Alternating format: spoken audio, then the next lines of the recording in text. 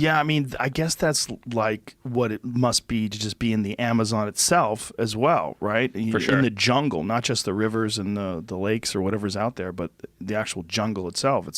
It was incredible. The jungle there. So we were in Colombian Amazon, and like talk about untouched by people. There's been this kind of ongoing conflict in Colombia for many, many years. So we were the first Westerners to go there in over 60 years. So the village we flew into, they'd literally never seen white people before. And then we went 200 kilometers from that. So like middle of nowhere. Did they want to touch you? Yeah, hair.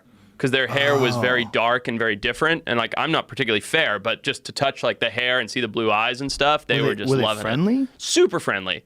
Like the culture was very stoic. Like there wasn't a lot of smiling or crying. You know, there wasn't like a lot of emotional exchange.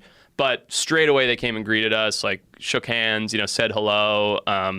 It was really cool.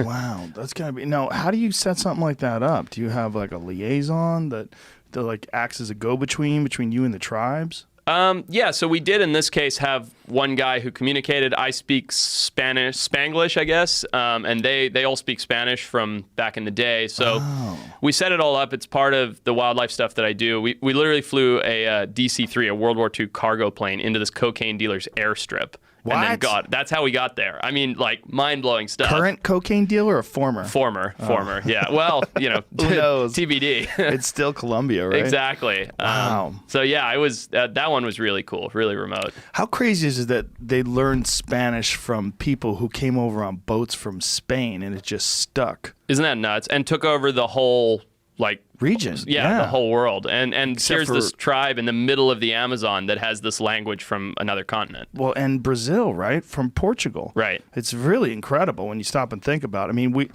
it's incredible, but it's also part of it's a little sad. Like, wouldn't you have loved to have heard what their original language was? Oh, absolutely. Like what it sounded like? Well, they did. So it's funny because when they didn't want us to understand what they were talking about, they would switch to their native Indian language. So they were bilingual, a community of 25 people that have never left, and they're bilingual. Wow. It's amazing. Now, their native language is what? What is it?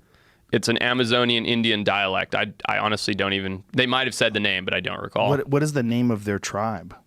Also, I'm not even sure. They're so isolated, they're unaware of what country they live in. They don't even know that they're in Colombia. Really? Really. They're just like, to them, they're Amazonian.